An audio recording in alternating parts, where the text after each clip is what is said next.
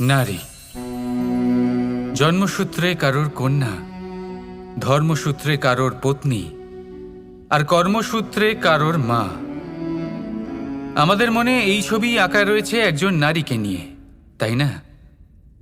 একটা অতুলনীয় ভূমিকা রয়েছে নারীদের আমাদের জীবনে, আর নারী ছাড়া আমরা কিছুই নই।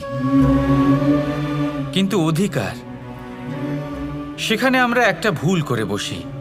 যখন নারী একজন কন্যা থাকে, যখন সে জন্ম নেয়, তখন তার ওপর অধিকার থাকে তার পিতার।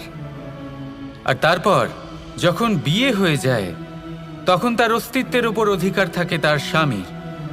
আর যখন তিনি মা হন, তখন নিজেই তিনি জীবনের সমস্ত অধিকার দিয়ে দেন তার সন্তানকে। কিন্তু আমরা কি কখনো এটা ভেবেছি এই জীবন হলো তার নিজের? যে নারী সবার কল্যাণ করছেন, তার জীবনের অধিকারও তার কাছেই থাকা উচিত, তাই না? তার নিজের জীবনের সিদ্ধান্ত সে নিজেই নিতে পারেন, নিজেই নিজের ভাগ্যের রচয়িতা হতে পারেন।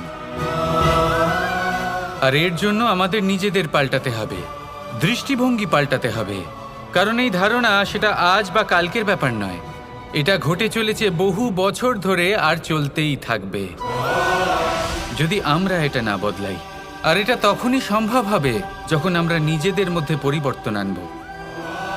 তাই আজকের পর থেকে, এই মুহূর্ত থেকে, কোনো নারীর ওপর অকারণ অধিকার স্থাপনের আগে সহস্রবার ভেবে দেখবেন। কারণ যখন নারী নিজের অধিকার কেড়ে নিতে বাধ্য হবেন, তখন শুধু এবং শুধুমাত্র বিনাশই ঘটবে। রাধা রাধা।